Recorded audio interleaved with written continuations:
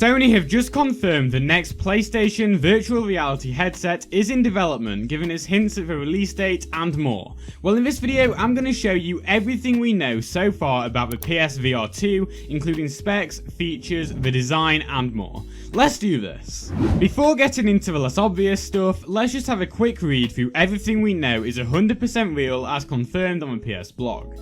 On the blog, it's first stated that this is a next generation headset, meaning it will be for the PS5, not for the PS4. We are also told that it will provide a leap in performance, but what is more interesting is how it will improve interactivity.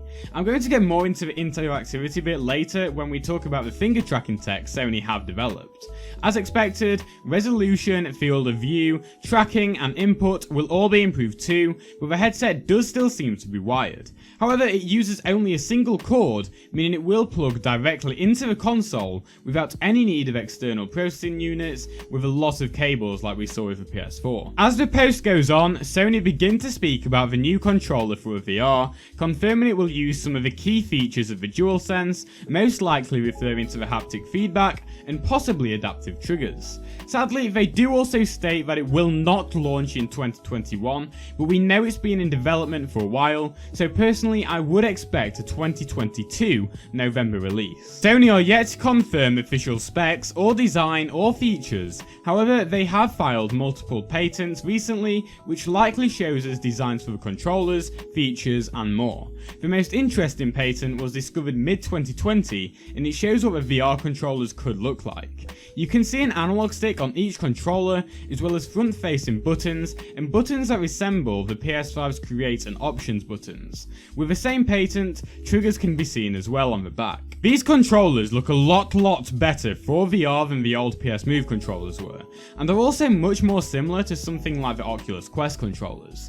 It does also seem the headset is able to track them itself, rather than needing a camera to track lights connected to the console.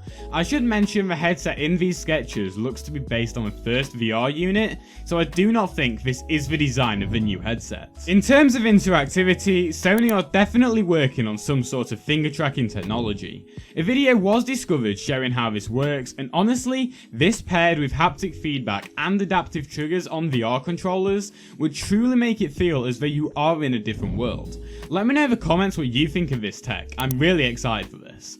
Another patent does show different controller designs that more falls in line with the finger tracking tech, but I would assume these are simplified designs, and the other controller patent will more likely be what the final design is, as it was filed much more recently as well. Speaking of haptic feedback, a much older patent suggests a VR headset may even have it built in. Take this with a grain of salt as it is much older and this could have changed, but this drawing does suggest that the PSVR2 may be capable of augmented reality too, in addition to having haptics built straight into it. That would feel really weird. Regarding the design of the VR system, the first VR unit perfectly matches the colours of the PS5, and I am certain the second generation PSVR will do too.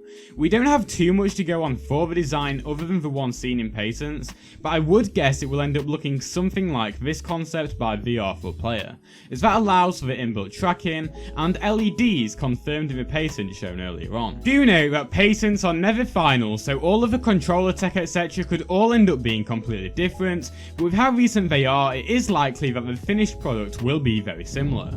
There are lots of patents I haven't covered here too, simply due to them either being old or the fact we now know it uses just a single cord, and a lot of other patents showed an external processing unit still in use. If you want to stay up to date with everything PlayStation and improve your PS4 PS5 experience, please consider subscribing to my channel and enabling all notifications. Also, if you want to see a complete PS4 versus PS5 comparison, then click the video on screen now.